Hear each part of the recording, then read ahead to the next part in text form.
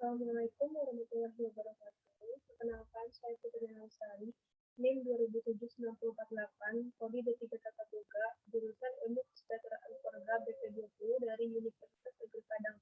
Saya di sini akan mempresentasikan tugas atau tulis ilmiah dan seminar dengan judul Humanis Rokok dan Kandungan Gizinya.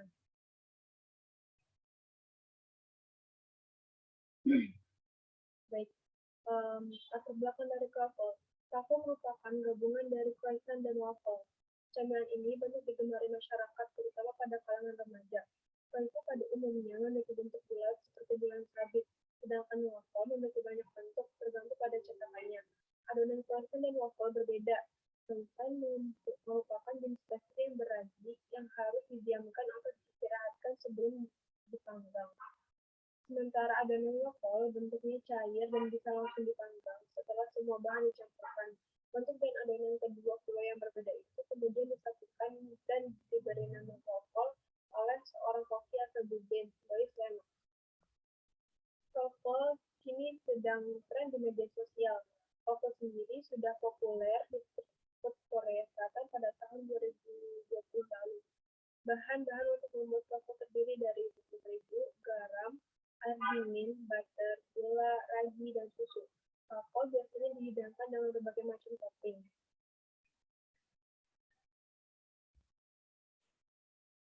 Adapun tanggapan riset profesional mengenai inovasi croissant menjadi kroffel. Menurut Lois, dalam webinar isi pasti Dachau menurut idealisme saya, ini sesuatu yang sangat buruk, tetapi itu legal karena produknya bisa menciptakan bisnis baru untuk banyak orang. Lois juga menyarankan untuk membuat inovasi makanan dan tetap memperhatikan usaha khusus selama pembuatan. Ciptakanlah suatu produk kreasi yang ada effort harganya. Menurut Lois, tidak ada batasan inovasi makanan dalam pastry. Namun, sebagai inovasi pastry dibarengi dengan idealisme para profesional. Hal serupa juga dikatakan oleh Presiden Indonesia Pastry Alliance, Chef Rahmat Kusnedi, yang mengatakan bahwa inovasi produk makanan tidak boleh asal-asalan, melainkan harus didasari oleh pengetahuan dan kemampuan. Sejarah tentang kroffel. Dilansir dari Dekade Lennox pada awalnya memiliki ide untuk melakukan jenis kudapan tersebut menjadi makanan penutup yang lezat.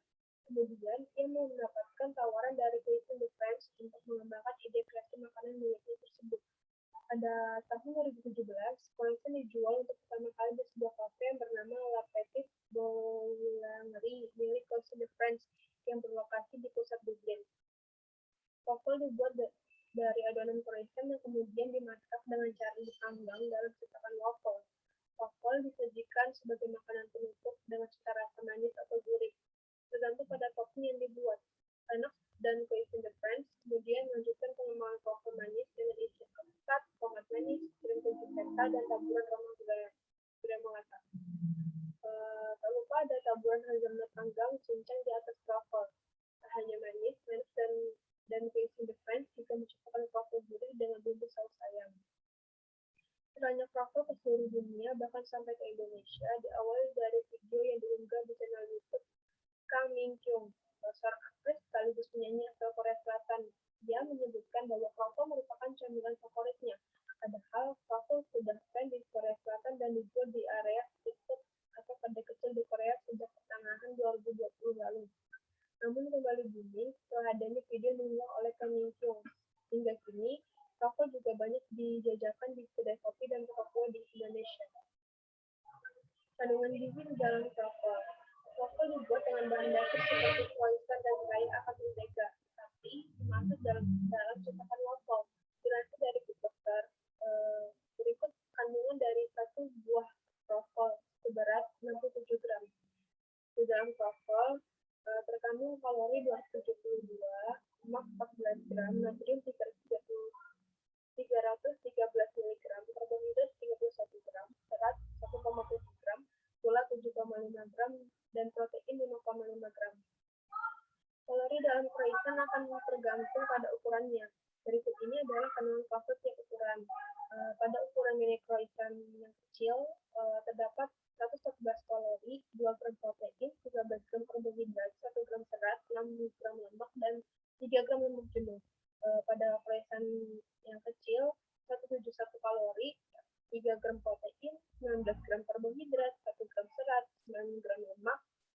jenuh.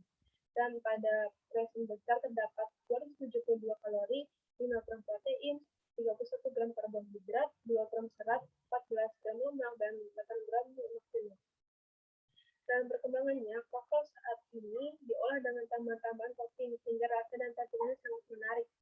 Dengan kandungan seperti itu, tidak disarankan untuk mengonsumsi waffle dalam jumlah yang sangat banyak. Apalagi topping dari waffle sendiri seringkali berbahan dasar gula. Mengonsumsi gula dalam jumlah yang banyak dapat menyebabkan berbagai macam penyakit. Hal tersebut yang membuat waffle berbahaya jika dikonsumsi dalam jumlah yang banyak. Menurut berbagai penelitian, mengonsumsi terlalu gula dapat menyebabkan obesitas, penyakit jantung, hingga resistensi terhadap hormon insulin. Selain itu, beberapa ahli diet mengatakan bahwa croissant dan waffle tidak disarankan untuk dikonsumsi untuk diet, sebab makanan yang dipanggang adalah sumber yang rendah kalori. Makanan berkalori rendah menghasilkan gula tambahan dan lemak padat yang tidak sehat, seperti lemak jenuh dan lemak trans. Dan makanan berkalori kosong juga menyediakan kadar natrium yang tinggi. Kesimpulan dari waffle tersebut, waffle merupakan gabungan dari croissant dan waffle. Croissant pada umumnya memiliki bentuk bulat seperti bulan sabit, sedangkan waffle memiliki banyak bentuk tergantung pada cetakannya. Menurut berbagai penelitian, mengonsumsi terlalu banyak gula dapat menyebabkan obesitas, penyakit jantung, hingga resistensi terhadap hormon insulin.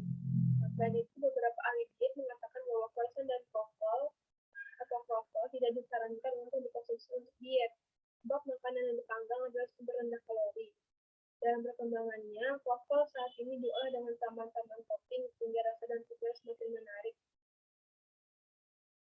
Dengan kandungan seperti itu, tidak disarankan untuk mengonsumsi waffle dalam jumlah yang banyak. Apalagi topping dari waffle sendiri seringkali berbahan dasar gula. Hal tersebutlah yang membuat waffle berbahaya jika dikonsumsi dalam jumlah yang banyak. Berdasarkan hasil penelitian tentang pemanis waffle dan kandungan gizinya, maka penulis mempunyai saran yang mungkin bisa bermanfaat bagi pembaca dalam penelitian selanjutnya sebagai bahan referensi. Ada saran dari penulis yaitu disarankan mengonsumsi waffle tidak berlebihan, mengurangi konsumsi gula agar terhindar dari penyakit diabetes, tetap menjaga kesehatan. Baik, terima kasih atas waktunya. Apabila ada kesalahan, mohon dimaafkan. Wabillahi taufiq wal hidayah. Wassalamualaikum warahmatullahi wabarakatuh.